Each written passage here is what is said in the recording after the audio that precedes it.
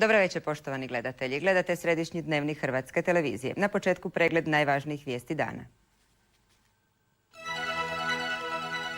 Obuzdana 3 velika požara. MUP poziva na veću pozornost pučanstva.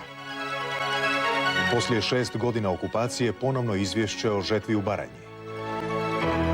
Na Haškom sudu sarajevski svjedok optužbe govori o svom viđenju u Herceg Bosna.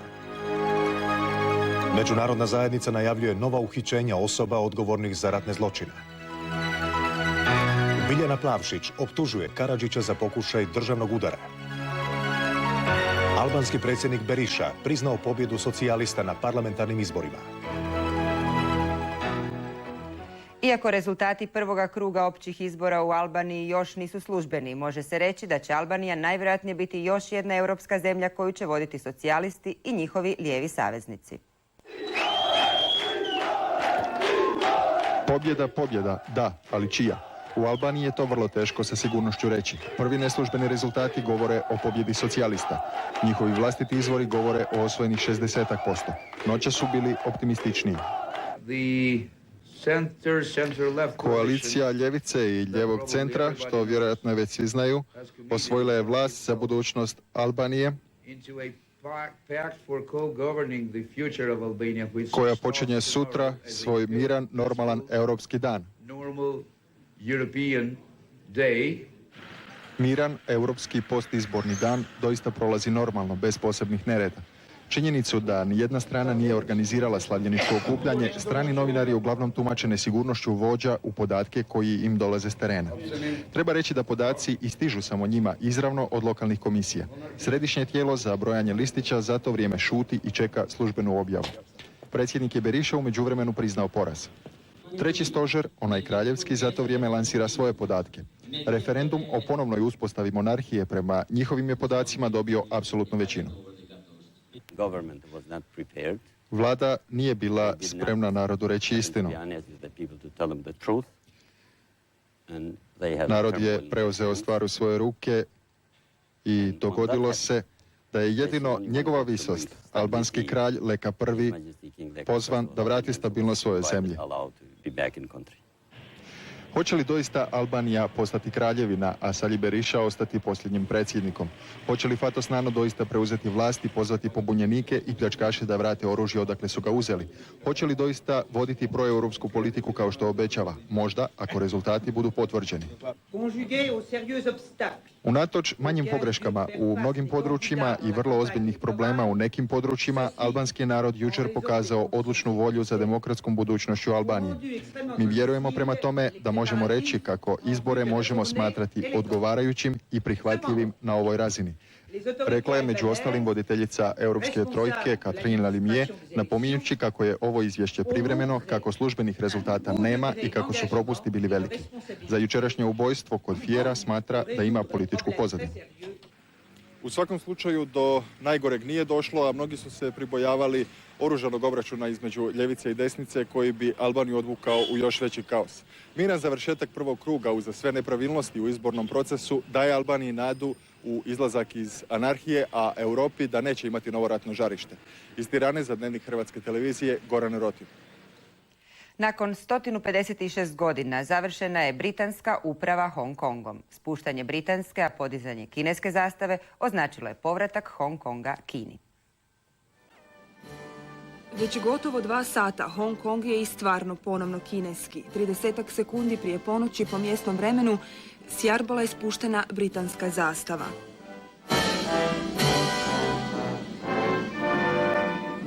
Točno u ponoć podizanje kineske i hongkonške zastave označilo je povratak Hong Konga Kini.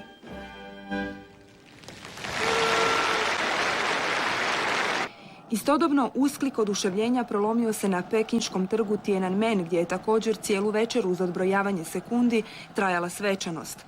Kako je protekao posljednji dan britanske kolonijalne uprave?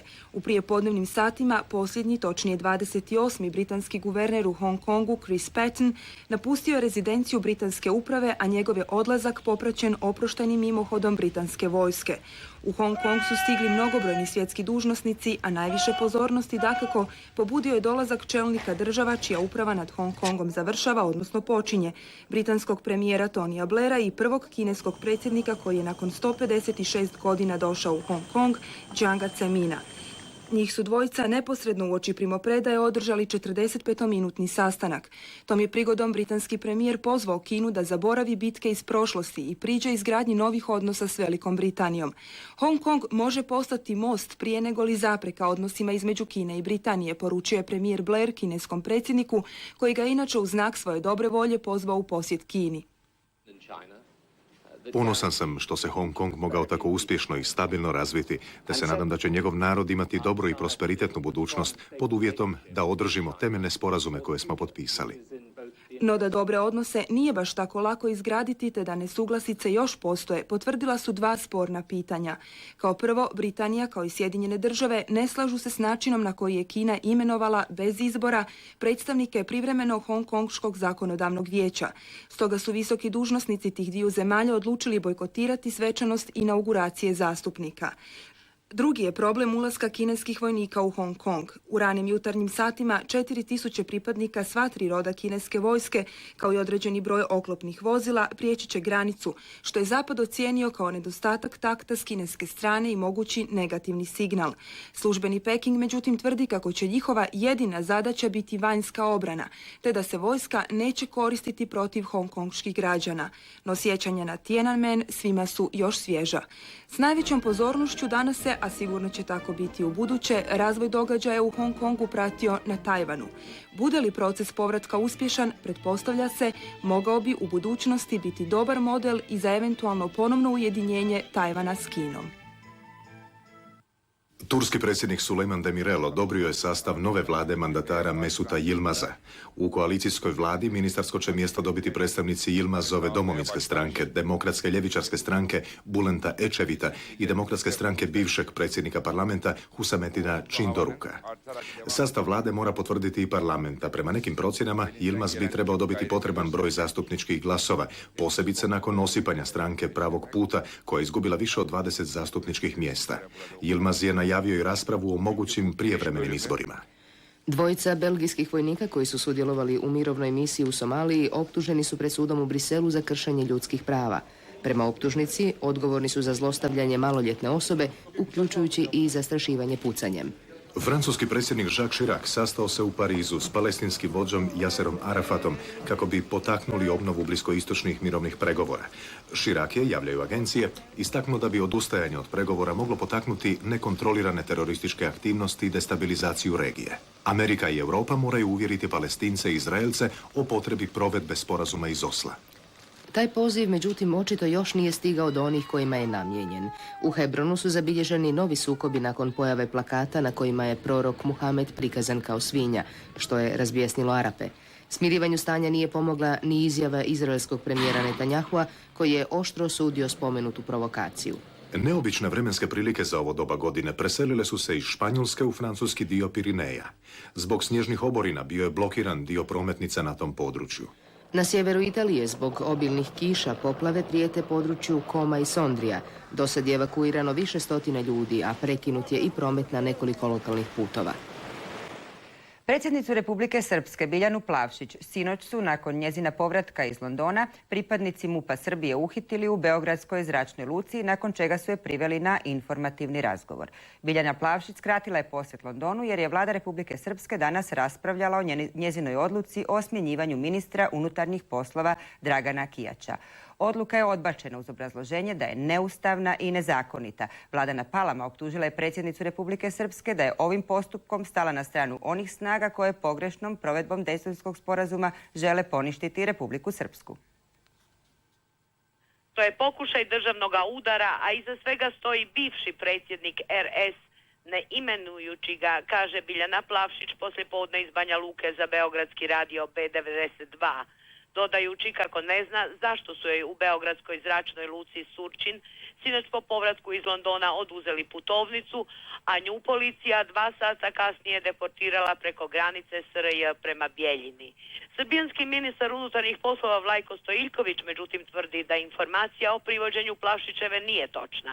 I istim riječima događaj S Plavšićevom na Paljanskoj televiziji niječe Momčilo Krajišnik. Srbijanska parlamentarna oporba to koristi za osudu Slobodana Miloševića, njegovu vlast naziva apsolutističkom i pripisuje mu padanje pod utjecaj Momčila Krajišnika koji navodno stoji iza tvrtke Centrex i Selimpex protiv kojih je zbog financijskih malverzacija Biljana Plavšić zatražila istragu policije Republike Srpske. Uhićenja osumnjičenih za ratne zločine na području bivše Jugoslavije bit će obavljana bez najava i upozorenja te bez objavljivanja optužnice. Izjavila je to u Hagu glavna tužiteljica Međunarodnog suda za ratne zločine Louise Arbour. Tajnost optužnice i iznenadno uhićenje Slavka Dokmanovića u istočnoj Slavoniji dio je nove strategije tužiteljstva, ponajprije zbog izostanka suradnje zemalja bivše Jugoslavije, osobito Savezne Republike Jugoslavije, pojasnila je glavna tužiteljica suda u Hagu.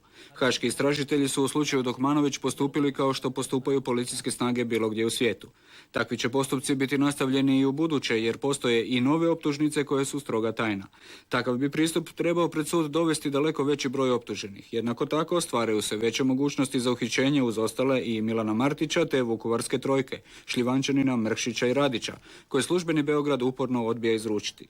Zanimljivo je da je, kako piše Reuter, jugoslavenska vlada nakon uhićenja Dokmanovića, optuženog da je osobno sudjelovao u masakru na Ovčari, prosvjedovala protiv uhićenja tvrdeći kako to ugrožava mirovni proces. Louise Arbour izrazila je nadu da bi, za razliku od dosadašnje pasivnosti, i SFOR u Bosni i Hercegovini mogao izvesti slične operacije te obaviti nekoliko uhićenja. Predsjedavajući predsjedništva BiH Alija Izetbegović razgovarao je kasno sinoć telefonom s predsjednikom Republike Hrvatske dr. Franjom Tuđmanom i zatražio da se njihov susret, zakazan za danas, odgodi, priopćio je Izetbegovićev ured. U priopćenju stoji kako je takav zahtjev predsjednik Izetbegović uputio kada je postalo jasno da hrvatska strana još nije spremna provesti ništa od nedavno dogovorenog ili prihvatiti ozbiljnu raspravu radi rješenja mnogih pitanja između dviju država, a koja već dugo stoje otvorena. Kao razloge odgađanja Izetbegovićev kabinet navodi funkcioniranje Hercegovačko-neretvanske županije, pitanje u svezi s lukom Ploče te uspostavom zajedničke policije u Mostaru. Ne nalazimo nikakve svrhe u tome da se slikamo i zatim dajemo optimistične izjave koje ostaju mrtvo slovo na papiru, stoji u priopćenju Izetbegovićeva ureda, te se tvrdi da je muslimansko-bošnjačka strana spremna na razgovore kada se ispuni prije dogovoreno. Muslimansko-bošnjačko vodstvo, dakle, treći je put odgodilo sastanak predsjedatelja predsjedništva BiH Alije Izetbegovića s predsjednikom Tuđmanom. Premda kao glavni razlog otkazivanja sastanka Bošnjaci ističu navodnu opstrukciju hrvatske strane u uspostavi zajedničke policije u Mostaru, nameće se pitanje stvarnih motiva odgode susreta. Da od susreta Tuđman-Izetbegović ni danas neće biti ništa, znalo se još prošloga tjedna. Već tada Izetbegovićev se glasnogovornik oglasio priopćenjem u kojemu se stvarala atmosfera da je sastanak pod znakom pitanja jer da Hrvati za nje nisu ispunili preduvjete. Pitanje je samo bilo koji će detalj muslimani izvući kao povod da opstruiraju sastanak na kojemu su se trebalo dogovoriti cjelovita rješenja situacije u federaciji. Dakako, mostarska policija nije razlog Izetbegovićeva nedolaska. Pravi razlog treba tražiti u političkoj koncepciji bošnjačko-muslimanskog vodstva i u onome što oni, unatoč Daytonu, stvarno žele kada je riječ o Bosni i Hercegovini. Za odgovor na to pitanje zanimljiva je kronologija dosadašnjih Izetbegovićevih odbijenica. 1992. godine Alija Izetbegović odbio je prijedlog predsjednika Tuđmana da Hrvatska i Bosna i Hercegovina sklope vojni sporazum o zajedničkim akcijama protiv vanjskog agresora. 1995. godine Izetbegović je odbio potpisati Splitsku deklaraciju i prihvatio je naknadno tek uz nagovor gospodina Demirela. Uz mnogo otezanja, Izetbegović je potpisao i dodatak sporazumu o prijateljstvu i vojnoj suradnji s Hrvatskom, što je bio temelj za povremene akcije HVA i HVO-a u Bosni i Hercegovini. No, do tada za Bosnu je mnogo vremena već bilo izgubljeno. Vrijeme je dobilo tek službeno Sarajevo ili barem dio Sarajeva koje je vodilo politiku istovjetnog odnosa prema Zagrebu i prema Beogradu sa stvarnim ciljem da se za sve što su muslimani izgubili od Srbije naplate od Hrvatske. Neke nakane, čini se, ni nakon Daytona nisu ad acta. Samo što su sada metode nužno drukčije. Umjesto odbijanja vojne suradnje i sporazuma o prijateljstvu, postavljaju se zapreke na detaljima kako bi se dokazalo da je nemoguće riješiti cjelovit problem. Glavna rasprava o postupku protiv generala Tihomira Blaškića pred Međunarodnim sudom za ratne zločine počinjene na prostoru bivše Jugoslavije nastavljena je danas u Hagu izlaganjem svjedoka optužbe sarajevskog profesora međunarodnog prava doktora Žarka Pajića. Dr. Pajić kao svjedok vještak govorio je u svom izlaganju o hrvatskoj zajednici Herceg Bosni na osnovi analize službenih dokumenata, izjavio je za HINA-u branitelj generala Blaškića Anton Nobilo. Prije početka današnje rasprave iza zatvorenih vrata održan je sastanak o uvjetima pritvora generala Blaškića. Rasprava o tom pitanju još nije završena i nastavit će se sljedećih dana, a tajništvo suda je najavilo da će se o tome konzultirati s nizozemskim vlastima, istaknuo je Nobilo. Predsjednik Republike donio je odluke kojima na prijedlog vlade potvrđuje izbor Miljenka Cvjetka i Dorice Nikolić za zamjenike gradonačelnice grada Zagreba, te Miroslava Hrljca za podžupana Varaždinske županije. Izaslanstvo vlade Republike Hrvatske, predvođeno do predsjednikom vlade i ministrom razvitka i obnove doktorom Jurom Radićem, u dvodnevnom je posjetu Federacije Bosne i Hercegovine. Poslijepodne je posjetilo Čapljinu, Stolac i Mostar. Odmah nakon dolaska u Čapljinu izaslanstvo hrvatske vlade sastalo se s vodstvom vlade Hercegovačko-neretvanske županije i Čapljinske općine. Čapljinska općina smještena u pitomoj dolini Neretve u ratu je doživjela velika razaranja. Sada je došlo vrijeme obnove, kazao je gradonačelnik Kruno Kordić, te dodao da se sada koristi samo 30% gospodarskih kapaciteta. Gospodarstvo čeka nove programe. Kao što je hrvatski narod u svim svojim prostorima Hrvatske države i države Bosne i Hercegovine bio zajedno u obrani svojih ognjišta, tako mora i bit će zajedno i u obnovi. I sve što smo do sad napravili u obnovi, napravili smo uglavnom vlastitim snagama. Pa tako evo nastavljamo i u ovim prostorima bitnim za opstanak hrvatskog čovjeka koje danas obilazimo od Stoca do Drvara, u kojima će Hrvatska država kao dosad najveći donator u obnovi Bosne i Hercegovine pomoći u građevinskom materijalu. Hrvatska će vlada ove godine na prostoru od Stoca do Drvara pomoći gradnju 1000 kuća namijenjenih obiteljima poginulih branitelja ili prognanicima. Vladino se izaslanstvo uvjerilo u nicanje velikih naselja za prognane Hrvate iz Srednje Bosne na prostoru Dubravske visoravni između Stoca i Čapljine. Nakon posjeta Stocu izaslanstvo hrvatske vlade je u zgradi generalnog konzulata u Mostaru razgovaralo o tamošnjim programima obnove. Izaslanstvo hrvatske vlade sutra će posjetiti Herceg-Bosansku županiju. Posebni američki izaslanik za provedbu Dejtonskog sporazuma u BiH, Robert Gelbart, boravio je u Mostaru. Svoj posjet gradu na Neretvi veleposlanik Gelbart otpočeo je sastankom s najvišim predstavnicima Ministarstva unutarnjih poslova Federacije BiH i Hercegovačko-neretvanske županije, te je s gradonačelnikom i dogradonačelnikom Mostara. Nakon sastanka posebni izaslanik Gelbart nije dao izjave za javnost. Gradonačelnik Prskalo kazao je kako je Gelbart ozbiljno izložio namjere Sjedinjenih država i moguće reakcije ako ne bude proveden Dejtonski sporazum. Prskalo je dodao kako je Gelbart rekao da se svi dogovori vezani za uspostavu županijske policije u Hercegovačko-neretvanskoj županiji i amandmana na Ustav županije moraju poštovati. Prskalo je također kazao kako je izvijestio Gelbarda o pozitivnim pomacima u provedbi projekta Federacije u Mostaru. Veleposlanik Gelbart susreo se s predsjednikom HDZ-a BiH Božom Rajićem. O važnosti samih razgovora koji su trajali nešto više od sat vremena iza zatvorenih vrata svjedoči i činjenica kako su se razgovoru priključili i član predsjedništva Bosne i Hercegovine Krešimir Zubak, predsjednik Federacije BiH Vladimir Šoljić i ministar vanjskih poslova Bosne i Hercegovine Jadranko Prlić. Razgovarali smo općenito o provođenju Dejtonskog sporazuma, pri čemu je gospodin Gelbart i američko izaslanstvo potencirao svoje nezadovoljstvo američke politike postignuti rezultatima u provođenju Dejtonskog sporazuma na cijelom prostoru Bosne i Hercegovine. Pri tome su izrečene vrlo jasne primjedbe na sve tri strane, pri čemu je hrvatskoj strani objektivno zamjereno najmanje. Veleposlanik Gelbart nije želio dati izjavu novinarima, otkazavši čak i unaprijed najavljenu konferenciju za novinare.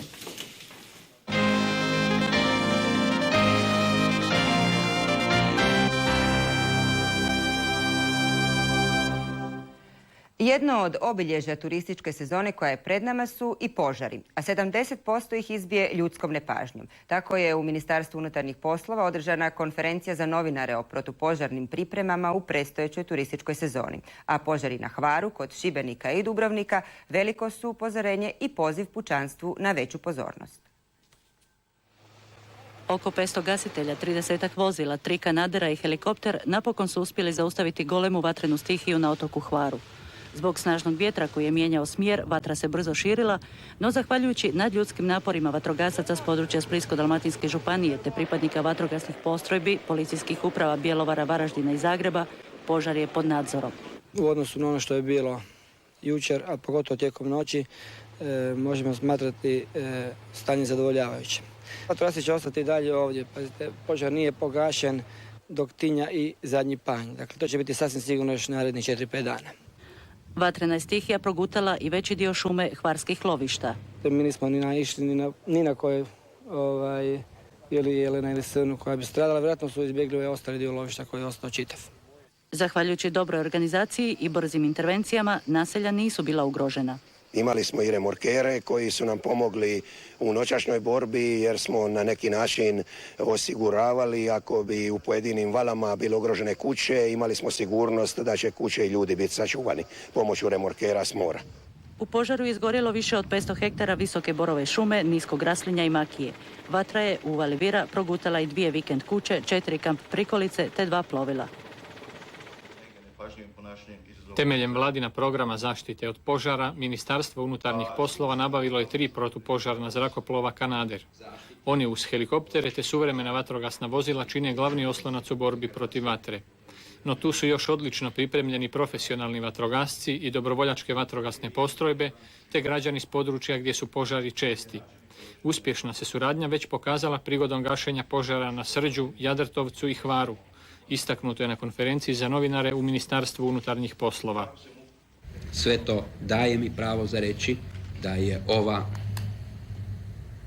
požarna sezona, nažalost požara koji jesu na određeni način i karakteristika naše Jadranske obale, dobro pripremljena sezona.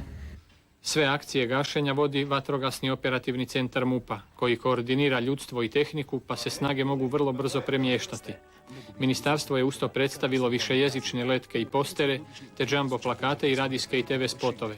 Oni će tijekom srpnja i kolovoza pozivati na odgovorno korištenje vatre i upozoravati na opasnosti koje mogu nastati zbog nemara.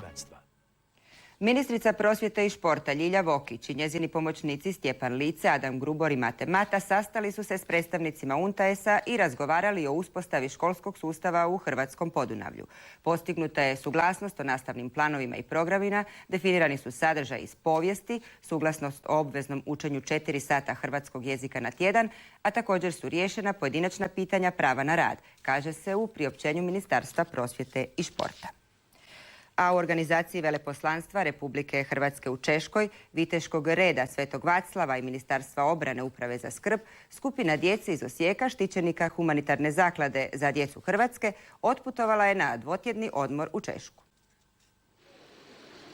Briga o djeci stradalnika Domovinskog rata ne prestaje. Tome osobito pridonose udruge i humanitarne zaklade koje o štićenicima brinu tijekom cijele godine. Ne samo o njihovom materijalnom statusu, nego i o njihovom zdravlju i odmoru, osobito tijekom ljetnih praznika. Tako je 35 štićenika humanitarne zaklade za djecu Hrvatske danas otputovalo na dvotjedni boravak u međunarodni ljetni kamp u Češku. Većina naših sponzora organizirano poziva djecu preko ljeta. Tako u Italiji imamo preko 200 djece, to je okolica Milana, zatim Amerika, Čile, Francuska, to su sve pozivi naših sponzora djece iz Hrvatske. Osim u inozemstvo, na poziv sponzora više skupina djece stradalih hrvatskih branitelja ljetne će praznike provesti i u mnogobrojnim odmaralištima na našoj obali. Zamjenik ministra obrane Republike Hrvatske Krešimir Ćosić primio je u Zagrebu generala bojnika Michaela McCarthyja, načelnika Uprave za planiranje i politiku nastupanja zapovjedništva američkih snaga za Europu, u sklopu kojeg postoji mali vojni tim koji operativno surađuje s hrvatskom vojskom. Suradnja se temelji na nizu stručnih seminara organiziranih u zemlji i inozemstvu. Ministrica prosvjete i športa Ljilja Vokić razgovarala je s predstavnicima UNTAES-a o uspostavi školskog sustava u Hrvatskom Podunavlju. Postignuta je suglasnost o nastavnim planovima i programima, definirani su sadržaji iz povijesti, suglasnost o obveznom učenju 4 sata hrvatskog jezika tjedno, a također su riješena pojedinačna pitanja prava na rad. Nakon 2 bezuspješna pokušaja održana je konstituirajuća sjednica Općinskog vijeća Tenje. Većina je zastupnika iz SDSS-a, tako da su za predsjednika vijeća i općinskog načelnika izabrani predstavnici te stranke, dok je potpredsjednik vijeća iz HČSP-a i zamjenik načelnika iz HDZ-a. Prije izvođenja srpske svečane pjesme, hrvatski su vijećnici napustili sjednicu. Osječki je Panturist u suradnji s UNTAES-om uveo 7 novih autobusnih linija kojima su omogućeni polasci prema Erdutu, Vukovaru, Batini i Belom Manastiru. Povećanjem zanimanja putnika za te linije povećat će se i broj polazaka. Sjednica Velikog vijeća bila je pokušaj da se inscenira unutar stranački udar i smjenjivanje vlade Gotovca, rečeno je na konferenciji za novinstvo predsjednika HSLS-a Gotovca, na kojoj je nazočan bio, ali samo kao promatrač, i Dražen Budiša. Stvarna potreba donošenja odluke o koaliranju s bilo kojom strankom na lokalnoj razini ta je, kaže Gotovac, da se može koalirati i s HDZ-om. Gotovac kaže da on neće biti u stranci koja će voditi takvu politiku, no to će se riješiti na saboru stranke. Dosad mi, rekao je Gotovac, nije padalo na pamet ponovno se kandidirati za predsjednika HSLS-a, no sada ću to učiniti jer, kaže, želi sačuvati stranku. Hrvatska stranka prava uputila je otvoreno pismo premijeru Zlatku Mateši zahtijevajući što hitniju saborsku raspravu o međunarodnom položaju Hrvatske. Rečeno je na njihovoj današnjoj konferenciji za novinare. Hrvatska trpi cijeli niz pritisaka i od članova američke administracije i od njihovih europskih saveznika, ocjenjuju u HSP-u. Kritike su upućene i na račun Haškog suda. Na Ekonomskom fakultetu u Zagrebu počela je s radom dvodnevna konferencija pod nazivom Sadašnje stanje ekonomske i financijske znanosti u svijetu. Konferenciju je organizirao Hrvatski institut za bankarstvo i osiguranje u suradnji sa sveučilištem Kolumbija iz Njujorka.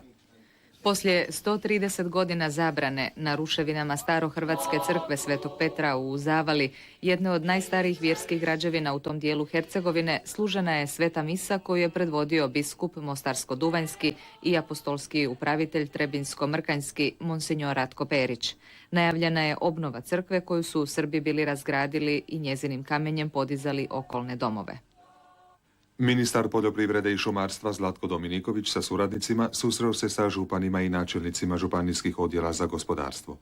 Tema susreta bila je kako ubrzati proces raspolaganja poljoprivrednog zemljišta u vlasništvu države. Plan je od 224.000 hektara neobrađenih površina ove godine obraditi oko 70%, rekao je Dominiković. Povjerenstvo vlade za osobe s invaliditetom sastalo se s 13 udruga invalida i roditelja invalidne djece. Uz podršku novom zakonu o socijalnoj skrbi, predstavnici udruga istaknuli su potrebu rješavanja pitanja financiranja udruga i učinkovitijeg rješavanja zapošljavanja invalida. Večeras je u Osijeku potpisan ugovor o nabavci 40 strojeva za žetvu i berbu jesenskih usjeva namijenjenih Hrvatskom Podunavlju. Kombajni za žetvu pšenice Županjske tvornice Đuro Đaković stići će već u srijedu u Belje, IPK Osijek i Vupik, kako bi se mogli uključiti najprije u žetvu ječma, a onda i pšenice. Nakon punih 6 godina javljam se iz žetve iz Baranje. Ovdje u Baranji obrađuje se negdje 50% površina u odnosu na predratno razdoblje. Žetva ječma je pri kraju, urodi i nisu tako loši kao što u prvimah izgleda. Žetva traje duže nego u drugim dijelovima Hrvatske. Razlog su stari dotrajali kombajni Zmaj za koje i nema rezervnih dijelova. Sada se u Baranji obrađuje polovica površina, druga polovica je zapuštena u korovu koji će se godinama rješavati. Urod ječma i nije tako loš. Urod je, može se reći, zadovoljavajući. Negdje osrednji, kreće se negdje 35 do 40 metara po hektaru, međutim moramo kazati da je kvalitet izuzetno dobar i da je negdje hektolitara iznad 67. Pšenice će biti sigurno bolje, a i ječam nije loš. Iako je za ječam, već ove kiše su zakasnile. Sav urod ječma odlazi u beljske silose u Dardi, gdje kakvoću i količinu uroda utvrđuje osječka podružnica Zika iz Zagreba. Baranjski seljaci također dovoze urod u Dardu, nakon što su čuli da će im, kao i svim hrvatskim seljacima, urod biti plaćen po jednakim uvjetima u najkraćem roku. Nakon žetve ječma, za koji dan ratari Baranje će u žetvu pšenice. Očekuje se urod od 40.000 tona pšenice koja će u hrvatske silose i onda na tržište. Unatoč djelovanju protugradnog sustava, grad veličine oraha praćen kišom i jakim vjetrom uništio je usjeve u Županjskom kraju te je prouzročio štete na domaćinstvima. Za samo 10 minuta u Županj je palo 50 litara oborina po četvornom metru, tako da su poplavljeni neki dijelovi grada, a jak vjetar polomio je stabla u samom središtu Županje. U sat vremena temperatura zraka pala je s 29 stupnjeva Celzijevih na svega 18, tako da se led još zadržao na poljima. Hrvatska turistička zajednica dodijelila je godišnje turističke nagrade Antun Štifanić za prošlu godinu te godišnju nagradu za životno djelo. Turistička je zajednica održala i 5. sjednicu svoga sabora.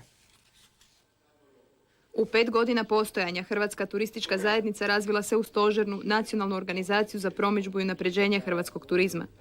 Da je najvažniji cilj stvaranje prepoznatljivog imena među turističkim zemljama ostvaren, dokaz je već i početak ove turističke sezone u kojoj će se, drži ministar turizma, ostvariti 27 milijuna noćenja.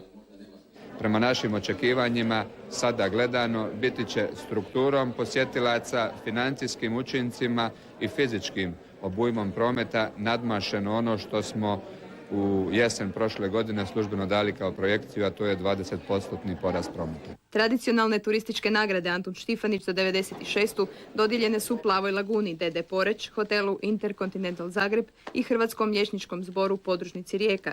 Zatim zaslužnim pojedincima Zlatku Novaku, glavnom direktoru hotela Intercontinental Zagreb i posmrtno Zvonku Đurinu, novinaru i uredniku Hrvatskog radija. Hrvatska turistička nagrada za životno djelo dodijeljena je saborskom zastupniku magistru Milivoju Kujundžiću. U Zagrebu je javnosti predstavljen 13. svezak tehničke enciklopedije Leksikografskog zavoda Miroslav Krleža. Riječ je o završnom svezku cjelokupnog projekta tehničke enciklopedije započetog prije više od 30 godina. Desetljeća rada mnogih znanstvenika ostavila su za sobom 13 enciklopedijskih knjiga na oko 9.500 stranica.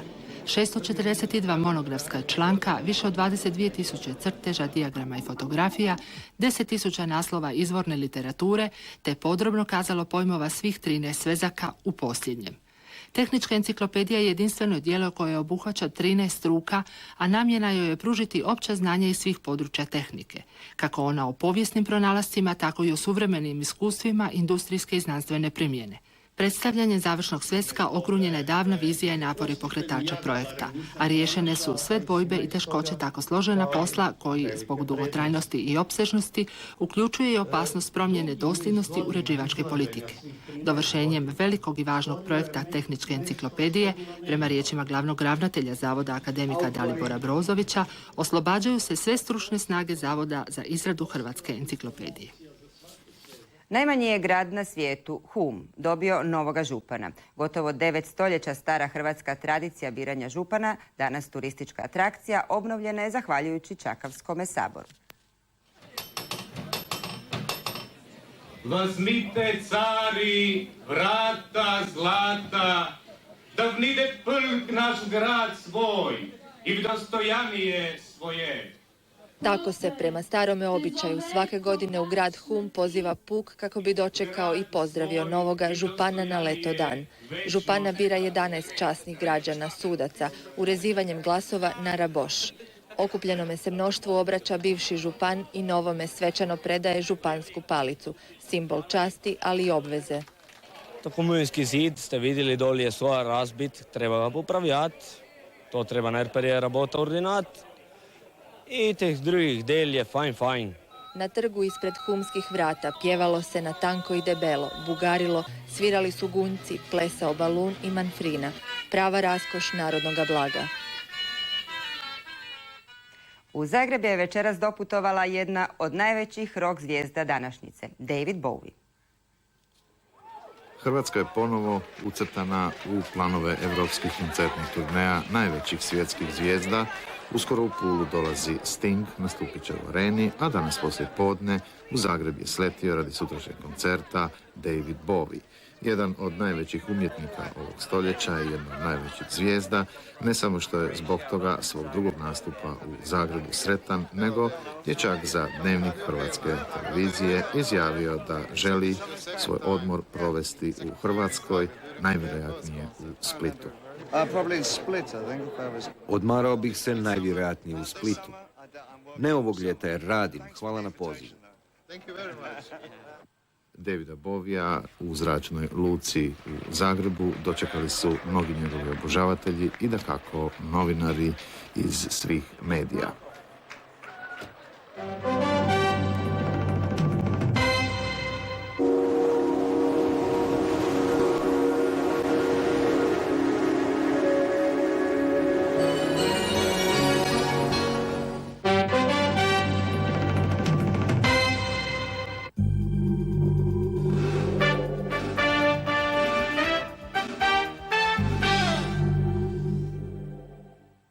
Poštovani gledatelji, dobra večer. Teniski Grand Slam turnir u Wimbledonu i Europsko prvenstvo u košarci najvažniji su događaji ovoga tjedna. Iz Wimbledona prvo Mićo Dušanović. Danas je Wimbledon ispunio svoj puni program. Za nas to znači da je Sasha Kirsten zajedno sa Groenom otišao u treće kolo igre parova. I to je najsvjetlija točka za naš tenis. Naravno, sa pažnjom smo promatrali hoće li se Iva Majoli pojaviti u svojem nastupu mješovitih parova. Nije bilo, znači da je ozbiljna ozljeda leđa. Nadajmo se da će sve biti za sutrašnji njen nastup u redu. A od današnjih mečeva Sampras je briljirao protiv Barona Blacka, igraće protiv Korde u četvrtom kolu. Rios će se suprotstaviti Borisu Beckeru, Kafenikov Kiferu, Rafter Todu Woodbridgeu. Možda najveće iznenađenje je pobjeda Kifera protiv Medvedeva. Kod tenisačica ipak je senzacija poraz Monike Seleš protiv Testude. Tozija i Testude igraju za četvrtfinale. Sanchez i Pierce par također za četvrtfinale. Pobjednice danas još su Meriđo Fernandez Novotna, Bule, Basuki, Vento i Hlatkova. Mogu li naši košarkaši večeras u susretu protiv Jugoslavije popraviti loš dojam nakon poraza protiv Poljske i plasirati se u četvrtfinale Europskog prvenstva? Iz Badalone javio se Slavko Cvitković. Od srebrne Barcelone 1992. došli smo do tužnog poraza protiv Poljske u Barceloni 1997. Nismo znali pobijediti. Pad igre u završnicama pada i na teret Petra Skancija. U najmlađoj momčadi jučer su podbacili najiskusniji Alanović i Kovačić. Da stvar bude gora, noćas smo vidjeli izvorni francuski tekst FIBA-inih uputa po kojima se prenose svi rezultati, pa je dakle greška i na našem savezu. Želimo li se tješiti, recimo da Rusi nisu bili u Atlanti, Litva na svjetskom prvenstvu, a Talijani propustili 3 olimpijade. Ili pak da su Njemci sa 3 poraza iz ambisa otpisanih izišli kao prvaci Europe 1993. Večeras igramo protiv naoštrene Jugoslavije. Ovakvi, kakvi jesmo, trebali bi biti otpisani. No nisu li to bili i splitski žuti protiv Partizana, pa su napravili 2 podviga. Kutak za optimiste bi glasio da nam treba jedna pobjeda, makar sutra sa opuštenim Talijanima, a da Njemci pritom svladaju Poljake. Nada umire posljednja, treba imati i sreće, ali prije svega vjere u sebe. Nogometaši Brazila pobjednici su prvenstva Južne Amerike.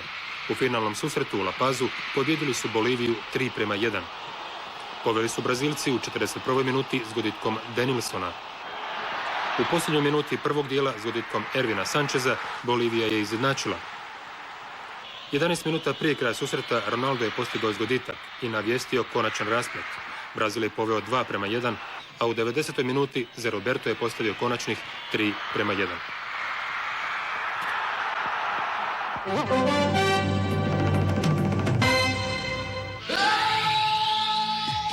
Skočite i vi u nagradnu igru Dorina i osvojite 50.000 kuna ili skutere, televizore, videokamere i još 1000 atraktivnih nagrada.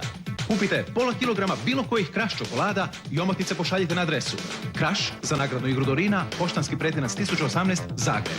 Nagradna igra Dorina, Kraš.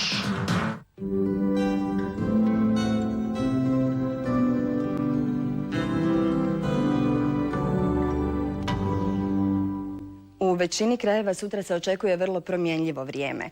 Uz povremeno povećanu naoblaku mjestimice će biti kiše i grmljavinskih pljuskova. Tijekom dana bit će i sunčanih razdoblja, osobito na srednjem i južnom Jadranu te u Slavoniji i Baranji. Vjetar većinom slab, zapadni i sjeverozapadni. Jutarnja temperatura zraka u unutrašnjosti bit će između 14 i 19. Na Jadranu od 18 do 23 stupnja, a najviša dnevna između 23 i 27 unutrašnjosti, u Primorju od 24 do 29 stupnjeva. Djelomice sunčano vrijeme uz povremeno povećanu naoblaku predviđa se za Bosansko-hercegovačku federaciju. Kratkotrajna kiša ili pljuskovi mogući su u zapadnim predjelima. U srijedu i četvrtak ponovno će prevladavati sunčano i toplije vrijeme. Zapuhat će južni i jugozapadni vjetar. Potkraj četvrtka doći će do porasta naoblake sa zapada. I još samo ovo. Dužnosnici 16 zemalja članica NATO-a danas se nisu uspjeli suglasiti o izboru novih zemalja članica Saveza, samo tjedan dana prije sastanka u Madridu koji će okupiti njihove čelnike. Priopćili su diplomatski izvori. Glavni tajnik NATO-a Javier Solana izjavio je da će do samita u Madridu nastaviti pregovore, ali da će rat živaca trajati do posljednjeg trenutka.